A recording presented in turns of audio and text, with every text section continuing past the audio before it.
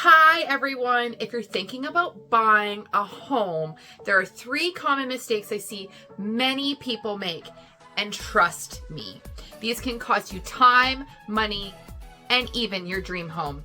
I'm going to break down exactly what you need to do to avoid these pitfalls so you can make the best choice for you and your family. Whether you're buying for the first time, upgrading, or making the move to Alberta, stick around and we can save you a ton of heartache.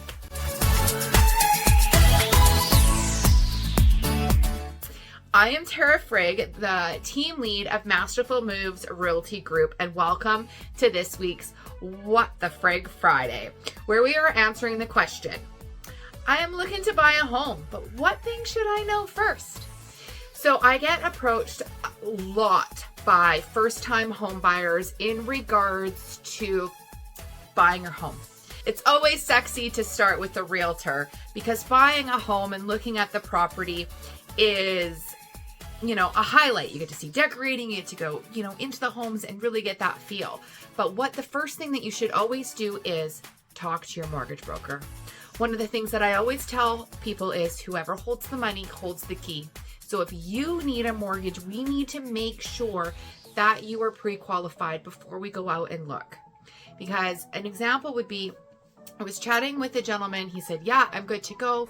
I'm ready to buy a house. I've got the down payment. My income's looking great. Let's go. Well, guess what? He only had 1 year of stated income and he needed 2. So we had to wait 1 full calendar year before we could go out and he could purchase that home. So what do you think? And a year later, what do you think happened when we were looking at those houses? He was constantly comparing to the price point of the last year. So prices went up because that's our market. So now we are, oh man, if only, right? So making sure that we talk to that mortgage broker is key, because just jumping into house hunting without getting that pre-approval could definitely detract and, make it so you're not so excited when you're able to qualify. So getting pre-approved is the first step. The number 2 thing that I have with buyers is the perfect home. So very rarely is it you go into a house and this is it, hits all my boxes. So one of the things to do is to go over your needs and wants lists. This is what I need and this is what I want. Now, the one way that I look at the whole thing is a 70-20-10 rule. So 70% of the house is things that you love, that you don't want to change, and that you're super excited for, that hit your needs and wants list. 20% of it is I can renovate later. It's not necessarily something that is already there, but you know that eventually you can change. And 10% is you can live with it. So you might not be able to, might not hit your needs and wants, might not be exactly what you were looking for, but it is something that you can live with. So 70% you love, it hits your needs and wants, it's what you were looking for. 20% is things that you can renovate or change in the future. And then 10% is things that you can't live with, or that you can't change about the property, but that are happy, that you're happy to live with. So make sure that you are staying flexible in finding the homes and really understanding when you go through the property what that looks like. And if it's not, one of the things that I like to do when I leave a house as well is, if someone did purchase this house before you were able to put an offer on it, would you feel like you're missing out? Do you love this home so much that you would feel as though that you have lost out on something if you did not get this home? That's a question that I ask as well. Or, on a scale of 1 to 10, how excited are you to get a 10? And what do we need to do to get it a 10? Because there's only a few things to get this at a 10 out of 10. Then maybe that's, the 20% that we can renovate or that we can alter and we can change. So when we're in that house, really having those conversations and making sure that you are aware of what you really like and what you don't like, and maybe what we could renovate and change in that property to make it what you were looking for, if not now, in the future. Another one is understanding that inspections don't pass or fail. Inspections aren't about passing or failing. It's about tolerance. It's about being aware of what is going to happen in that house. So if you were looking for a turnkey property and you don't want to do any renovations, well, then we shouldn't be looking at properties that need a lot of renovations. If you are, if we go through the property and we notice that the furnace is old, we notice that the hot water tank is old, we notice that it's a 60 amp panel, those are things that we should negotiate right off the top, because we can see them with our visual eye. So those are things that we should note and take notice of in our initial offer. The inspection is for things that are undiscoverable that could be expensive to fix.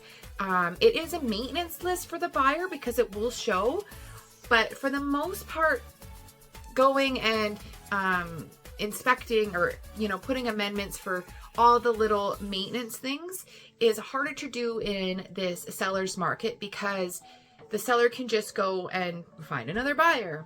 It's not about a maintenance list, nor is it about passing and failing. It's about tolerance.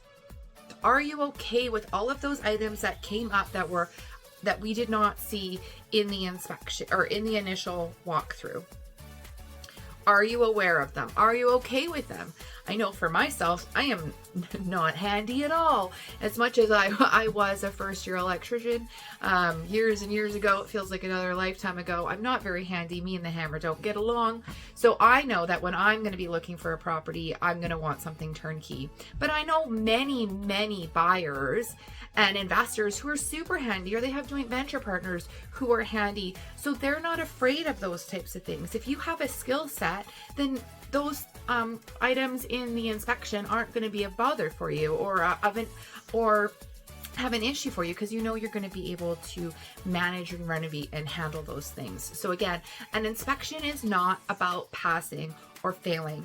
It's about tolerance. Tolerance. Can you manage what is on that inspection list? Are you aware of it? Are you okay with it? And is it something that we could budget for in the future if we did not see it in the initial walkthrough? So again, those are some common things that I see with first-time home buyers. Start with the pre-approval. I know the houses are sexy, and starting with that is really fun, but the pre-approval should be number one. Number two is understanding your needs and wants. So the 70-20-10 rule. And then of course, inspections aren't about passing or failing. It's about tolerance. It's about understanding the property that you're going to be buying, and then being able to make an informed and educated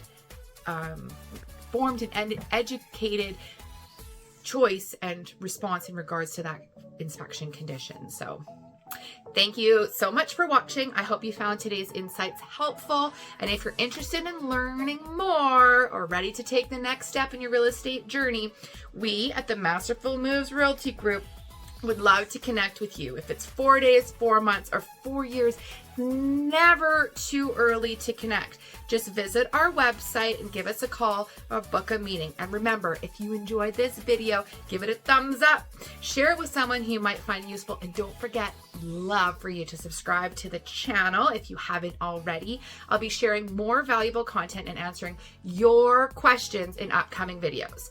If you have any idea on future topics or other suggestions or comments, then just drop them in the comments below. If you are a first-time home buyer and you had a different experience or have different things, we'd love to hear in your comments. Let's really create that community, and we'd love to hear your comments. So thanks again for being a part of our Masterful Moves community, helping you move one masterful move at a time. We'll see you in the next video.